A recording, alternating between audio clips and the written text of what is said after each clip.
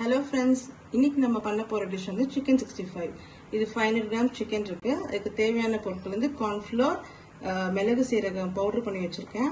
குழம்பு மிளகாய் தூள், உப்பு, மஞ்சள் தூள், சோம்பு பொடி, தயிர், இஞ்சி பூண்டு பேஸ்ட், ஒரு எக், ஒரு லெமன். இப்போ chicken 65க்கு ஃபர்ஸ்ட் ஒரு எக் பீட் பண்ணிக்கலாம்.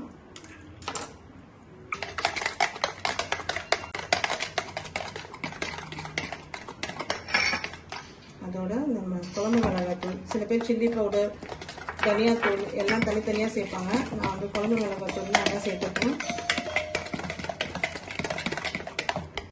இப்போ கார்ன்ஃப்ளவர் பவுடர் வந்து 2 ஸ்பூன் 3 ஸ்பூன் ஆட் பண்ணிக்கிறேன். இது நல்லா கலந்து விட்டுணும். அதுக்கப்புறம் ஜிஞ்சர் கார்லிக் பேஸ்ட்டு,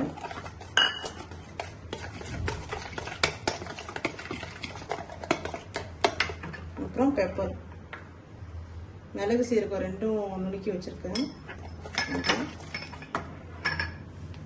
அதுக்கப்புறம் சோம்பு தூள்,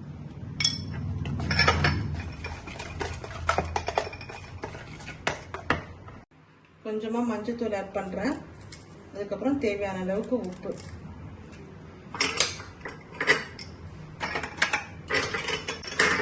அதுக்கப்புறம் ஒரே ஒரு லெமன் 2ஆ கட் பண்ணி வச்சிருக்கேன், அதையும் சேர்த்து ஆட் பண்ணிக்கலாம்.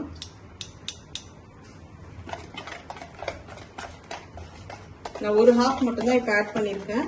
வேணும்னா கொஞ்சம் புளிப்பு ஆட் பண்ணிக்கலாம். நான் 1/2 ஆஃப் த லெமன் தான் யூஸ் பண்ணுறேன். இது எல்லாத்தையும் நல்லா மிக்ஸ் பண்ணிட்டோம். இப்போ இன்னொரு 1/2 ஆஃப் த லெமனையும் நான் ஆட் பண்ணுறேன்.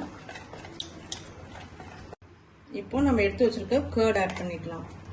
கர்ட் ஆட் பண்ணி எல்லாம் மிக்ஸ் பண்ணிட்டு அப்புறமா சிக்கனை மிக்ஸ் பண்ணிக்கலாம்.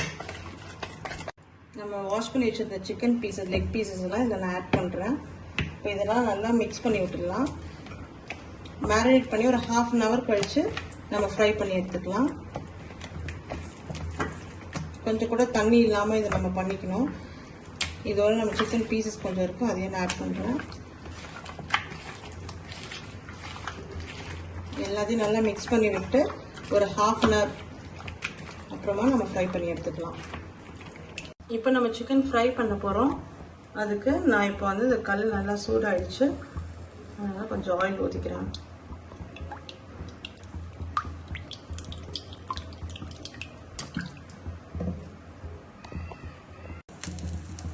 ஆயில் நல்லா சூடாயிடுச்சு.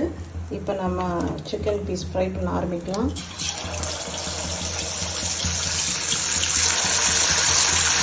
இதில் நான் கலர் பவுடர் ஆட் பண்ணலை.